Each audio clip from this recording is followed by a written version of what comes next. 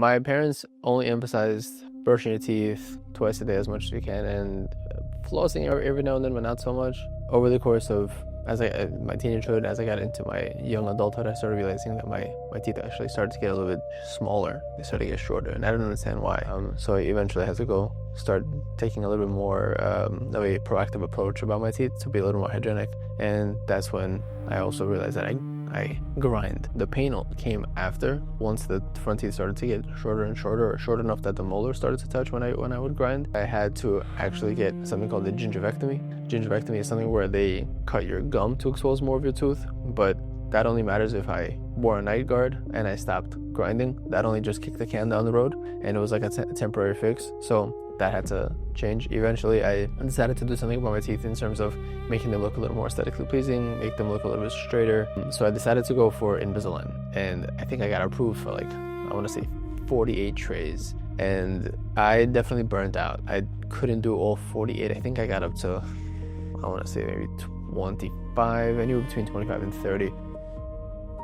Arsen came to us frustrated and searching for answers. After a thorough evaluation, we discovered that years of clenching and grinding had severely worn down his teeth and compromised his bite. Instead of masking the symptoms, we addressed the root cause. Using custom ceramic jackets, we restored his bite and jaw position.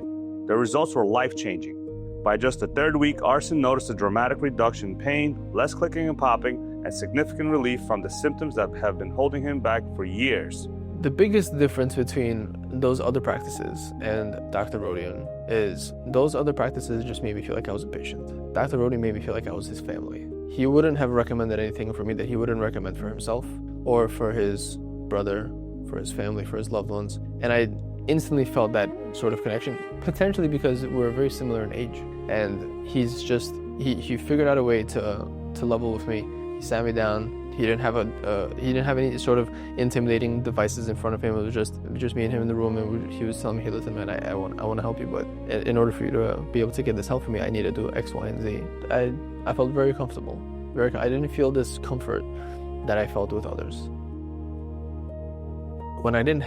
Before I saw Dr. Rodion, I didn't realize how much of an insecurity it was until I got this done, and then I started looking back at photos, and I'm like, "Oh my God, I can't believe I looked like that."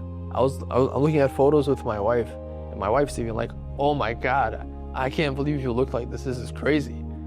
Thankfully, she still loved me at the time when I had those crazy teeth also. But now she's like, "Wow, this is crazy. What a transformation."